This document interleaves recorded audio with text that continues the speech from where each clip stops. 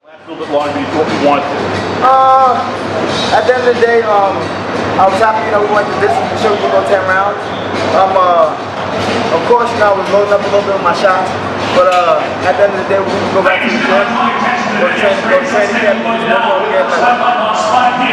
You said you were loading up with your shots. At what point did you start realizing that you were just getting too head hungry, but you were looking for the knockout? Yeah, within when I was going to the 5th round, I was like, okay, let me stop head hunting, go to the body a little bit.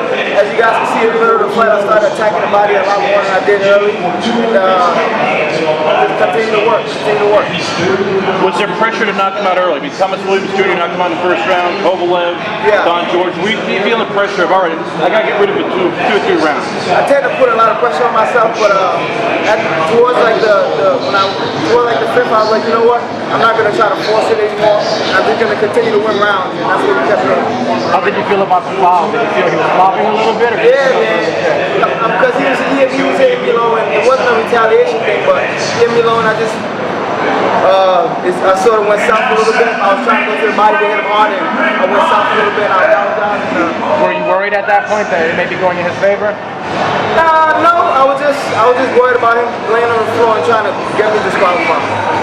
It looked like Gary was on you after that first round for not throwing enough rights. Seemed like you were throwing a lot of lefts, and weren't throwing a lot of rights. Yeah, Gary was on my ass for the whole fight, but that's why I love my trainer to death. He's been with me since I was 13 years old, and he doesn't accept nothing else but me, the best of me, and obviously that's what we want. How'd you feel going to the 4th round? You think that's something that needed for you the rest of your career? Of course, you can't become a world champion without going down that road and knowing what it feels like. And I've gone down that road, and I know what it feels like to go 10 rounds, and I'm ready to get back in the gym and continue to go to work. It looked like Gary got on you too after the 9th. Looked like he hit you pretty good with that one shot there. What did he tell you? Just kind of steer Keep clear? my hands up, because I was pulling out with my hands down a little bit, so they were worried about me getting caught pulling back. And I told him, don't worry, he's not going to touch me, because I seen everything he was going.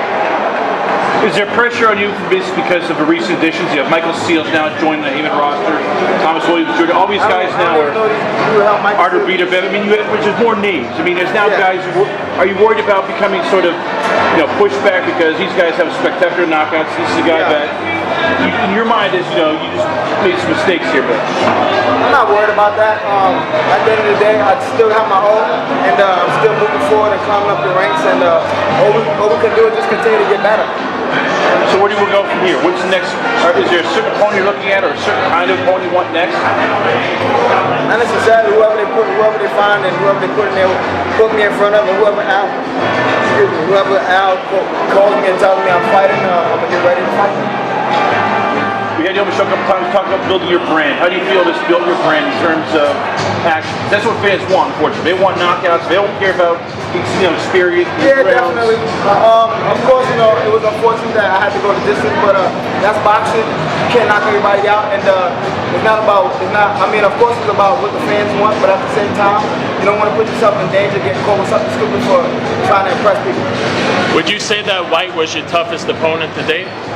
Not necessarily. I'm my toughest opponent, but we went 10 rounds, and I guess it was a good experience.